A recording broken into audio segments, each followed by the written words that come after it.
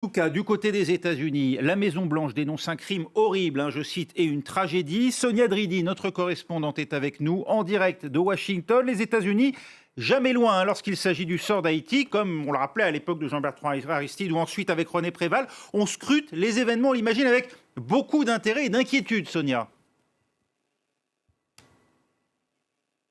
Oui, tout à fait. Alors, Joe Biden s'est exprimé dans un communiqué pour dire qu'il était choqué et attristé par l'assassinat du président haïtien et par l'attaque contre la Première Dame. Il a d'ailleurs adressé ses vœux de prompt rétablissement à la Première Dame haïtienne et il a dit que les États-Unis étaient prêts à assister le peuple haïtien. Il s'est aussi exprimé devant des journalistes à la Maison-Blanche ensuite pour dire que la situation était très inquiétante, mais que la Maison-Blanche attendait davantage d'informations. La porte-parole de la Maison-Blanche s'est elle aussi exprimée pour dénoncer une tragédie terrible, un crime horrible. Il faut savoir aussi que la porte-parole adjointe de la Maison-Blanche, Karine Jean-Pierre, est d'origine haïtienne. Elle évoque souvent son pays d'origine et elle suit la situation de près. D'ailleurs, ses parents avaient fui la dictature des Duvalier. Ils étaient tout d'abord allés en Martinique, puis à New York. Donc, on sait que la porte-parole adjointe de la Maison-Blanche aussi est personnellement touchés par ce qui se passe dans ce pays.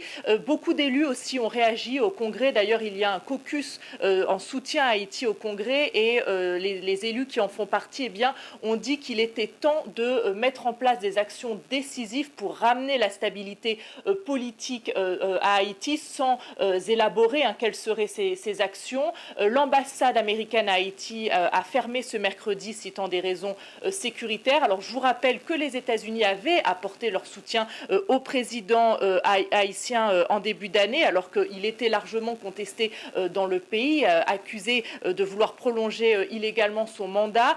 Toutefois, les États-Unis, notamment par la voix du département d'État, avaient appelé le président haïtien à faire preuve de retenue par rapport à l'usage des décrets, puisque le président haïtien, depuis près d'un an, ne gouvernait essentiellement par décret. Sur cette mise en cause par des membres du commando, semble-t-il, de la Drug Enforcement Administration, c'est-à-dire l'administration en charge de la lutte contre le trafic de drogue aux États-Unis, est-ce qu'il y a des réactions côté américain ? Alors pour l'instant, pas beaucoup. Alors comme l'a dit très bien Philomé Robert, en effet, c'est arrivé dans le passé qu'il y ait des interventions de la DIA en Haïti. Pour l'instant, il n'y a pas beaucoup de réactions par rapport à cela et je dois même dire que Joe Biden est actuellement à Chicago pour une visite, notamment pour mettre en avant certaines mesures dans son plan d'infrastructure. Il a été interrogé par des journalistes sur plusieurs thèmes, mais il n'a pas reparlé d'Haïti. Donc on sent quand même que la Maison-Blanche se concentre principalement aujourd'hui sur sa politique nationale. On aura peut-être davantage d'informations dans les heures qui viennent, mais pour l'instant, peu de réactions par rapport à ces informations. Mais évidemment, pour les États-Unis, ce qui se passe en Haïti, la Maison-Blanche et le département d'État suivent tout cela de près. Et je vous rappelle que les États-Unis, depuis 1973, sont le principal donateur étrangers en Haïti. Merci Sonia Dridi avec nous en direct de Washington.